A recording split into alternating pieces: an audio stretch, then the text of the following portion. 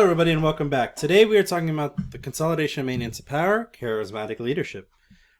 Just as a refresher, charismatic leadership, consolidation is the action or process of combining several things into a single, more effective or coherent whole. Maintenance is maintaining or keeping whatever you consolidated, right? Keeping the power in this case. Now, charismatic leadership is a compelling attractiveness or charm that can inspire devotion in others. So it's not just that he's good with his words. It's not just that he's able to manipulate narratives to make himself look good.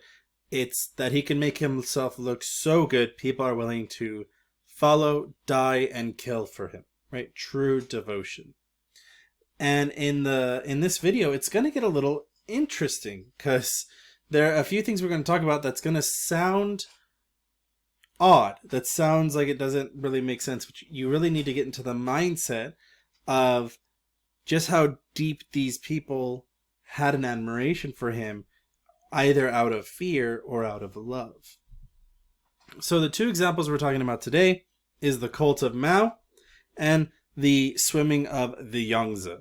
Now, these two events provide a very stark difference in how Mao conducted himself and how Mao proved himself to be loyal, and for people to be loyal to him.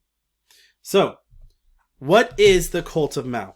Well, the cult of Mao starts before he's even in control of the government. And if you remember way back to when we were talking about the consolidation, the conditions and methods used to establish, one of the things that made Mao heroic, what made Mao legendary, was the Long March. So Mao was already preset to have this divine, godlike leadership and devotion because he is now in charge of the country when he was almost killed in 35. That between 35 and 50, he fought hard, created hospitals, created areas, safe havens, gave land back, gave women equal rights. Like, he did all these amazing things before he came into power. So those who supported him loved him beyond belief because he was following through with what he said. He was doing exactly what he wanted, and he was helping everybody. So before coming into power of China, anyone that was already following Mao was following him as if he was a god, right? And Mao shunned anyone who tried to do like religious practices or prayed to him or things like that, because in communism, that's not a thing, right? As we already know. But that didn't mean they had such a deep love for him. So then, when Mao is in charge of the country, you start seeing propaganda like this, where it's putting him on that godlike status, where it's putting him so high above the people, despite the fact that he always claimed never to be that way. And a lot of this, and what kept the cult going, not only within Mao's people, but then grew out to others, was the utter bombardment of propaganda. We see that in multiple statuses. That Mao flooded, and his people flooded the country with propaganda. They worked to dismantle and undo anything that worked as competition for him leading up to when he gets into power, and then made sure to plaster his face, his likeness, conducted rallies, showed stories, wrote stories, made plays, made movies about him, made whole new artistic subjects that solely focused on him and his life. His actions, his words, his ability to do things was so unbelievably captivating because of just how much he fulfilled what he said he was going to do. And it got really scary. People were holding rallies for him. People were marching up and down the street with flags. It was not necessarily the best thing, because if you were against them, if you did not participate in these things, you essentially painted a target behind your back.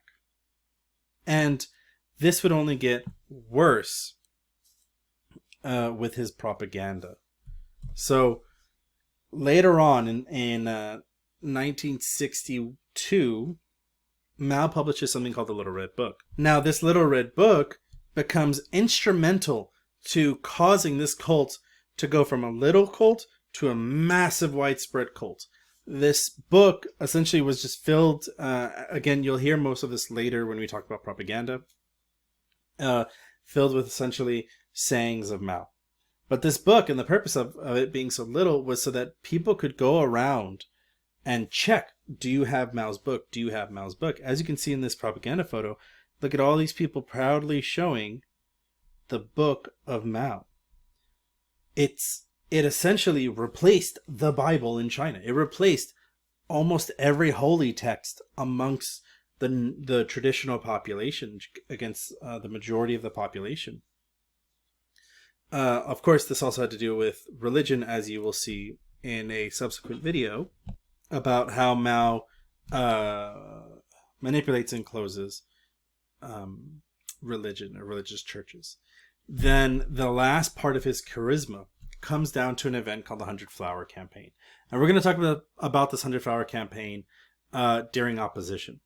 But essentially, because of Mao's, in this campaign, he asked for people to criticize. Those people criticized, and some of them died. Actually, a lot of them died. But the sheer fact that Mao was willing to ask and say to people, criticize me, criticize the government, we cannot be better unless you criticize. That's just showing the people, oh my God, Mao is amazing. Like, he's willing to take criticism. He will eventually write his book where we can all learn about his sayings. His face is everywhere. Listen to the stories that he did. Like, this man truly is a myth. He's a god. He's a hero for everything that he has done for this country. And essentially, every time Mao left the government and came back, he was celebrated. It was as if the angels came back to earth, or that all their issues that are happening right now will be solved because here comes Mao descending down from his cloud. It's a very interesting dynamic of how his cult, unintentional cult, really tied down to his actions, his words, and his ability to manipulate situations. A great example of this is the swimming of the Yangtze. Now, this is really a very interesting event. It takes place in 1966, towards the later part of Mao's power. Mao is 73 years old at this point, and because of how old he was, he feared, and rightly so, because a couple of people started criticizing him more and more, or correction, they started criticizing him louder, started to really say like, hey, Mao's gonna die. And then eventually in 66 there was a rumor that he did die, and that was just like Mao's breaking point. Mao was like, no, I need to prove to the people that I am as strong as I have ever been. So he picks the best way to show his strength is to swim in a river. Not just any river, the Yangtze River. The Yangtze River is a river in northern China. It's also called it's the Southern River, and it's known for being a difficult river. It's known for being a hard place to swim and a hard place to survive if you were not experienced or if you were old. So Mao picks the Yangtze River as his way to prove to the people, if I can swim the Yangtze, I am as strong as I've ever been. So they turned into a huge publicity stunt where Mao and some of his friends and governmental officials jump into the river. And there's lots of pictures and posters and paintings that are put up. And the sheer fact that Mao made this huge publicity stunt really solidified his ability to recapture the people's hearts. Because even with people criticizing him, this turned into a national holiday while he was still alive. The fact that he could, out of fear that people didn't think he was strong enough, turned into a major political stunt with multiple rounds of propaganda and was successful, that is by far some of the most charismatic abilities that anyone could ever have. And in fact, as you can see in this propaganda poster here, like this picture, it's a picture within a propaganda poster. It's propaganda within propaganda of just how much this meant for Mao and for his supporters. It was a huge deal. And was quite successful. Him jumping in a river and arguing that he's the strongest there ever has been was unbelievably charismatic and continued to support a lot of his people and support for him as he goes out and, well, he eventually dies.